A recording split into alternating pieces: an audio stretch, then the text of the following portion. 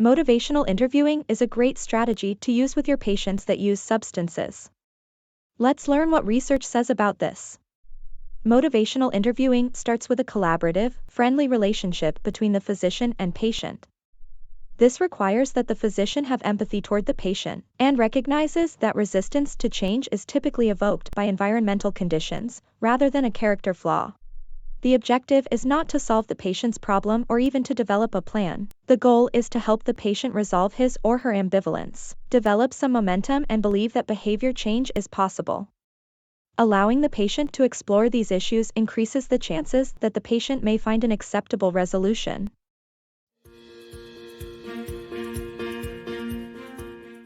Good morning. I'm here to meet with you and give you some ideas about using motivational interviewing with your patients.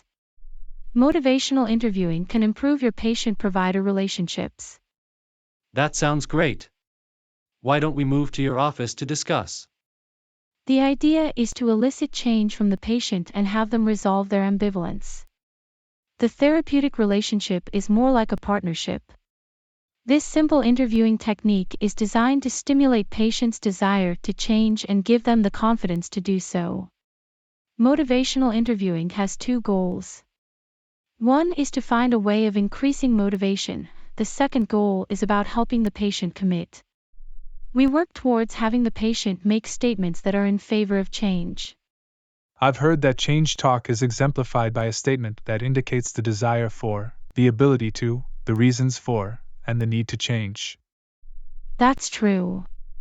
Is it also true that 3 critical markers of readiness for change include the willingness to change, the ability to make the desired change, and the readiness to take action to make the change? I'm assuming that in the early stages of change, the level of ambivalence the clients are experiencing is usually high. Yes, you are correct. To assess the desire and willingness, we may ask the client to rate the importance of making the desired change.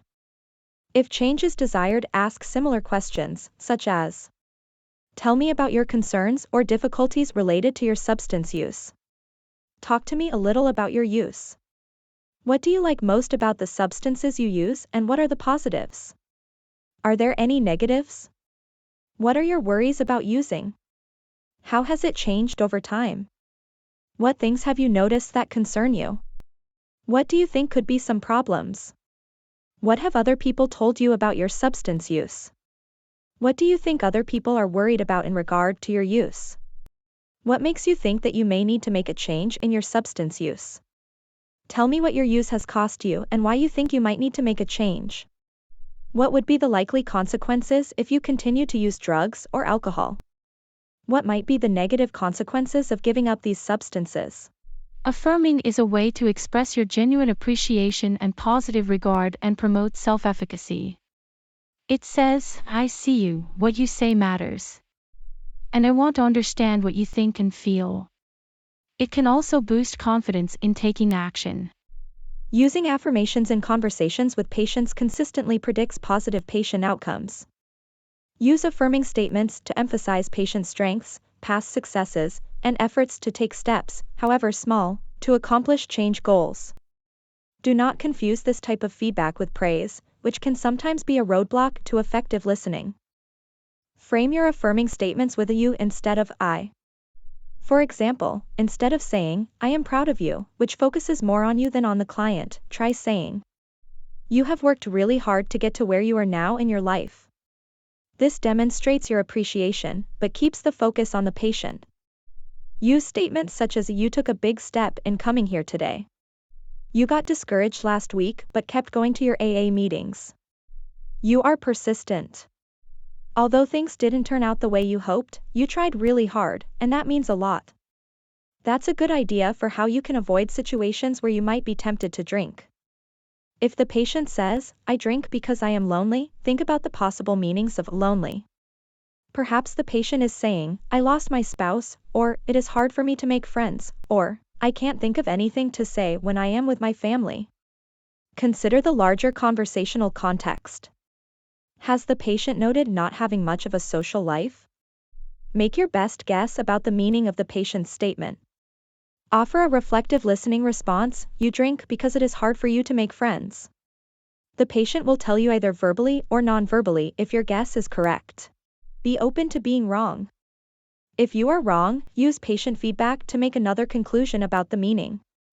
Remember that reflective listening is about refraining from making assumptions or a hypothesis about the underlying message of statements. Then, check your understanding by offering a reflective statement and listening carefully to the patient's response.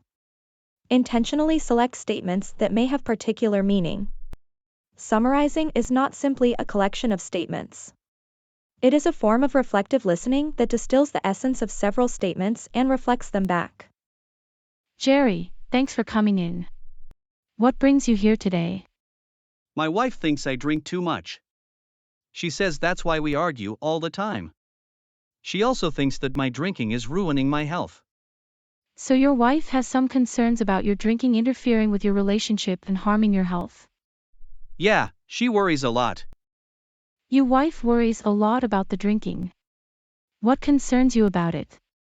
I'm not sure I'm concerned about it, but I do wonder sometimes if I'm drinking too much. You are wondering about the drinking. What do you mean, too much for? For my own good, I guess. I mean, it's not like it's really serious, but sometimes when I wake up in the morning, I feel really awful, and I can't think straight most of the morning. It messes up your thinking, your concentration. Yeah, and sometimes I have trouble remembering things. And you wonder if these problems are related to drinking too much.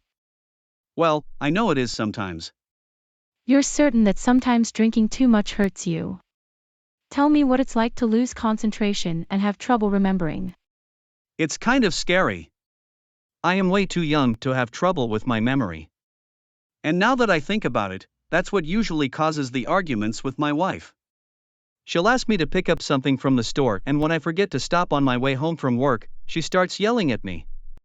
You're scared that drinking is starting to have some negative effects on what's important to you, like your ability to think clearly, and good communication with your wife. Yeah. But I don't think I'm an alcoholic or anything. You don't think you're that bad off, but you do wonder if maybe you're overdoing it and hurting yourself and your relationship with your wife. You know, Jerry, it takes courage to come talk to a stranger about something that's scary to talk about. What do you think? I never thought of it like that. I guess it is important to figure out what to do about my drinking.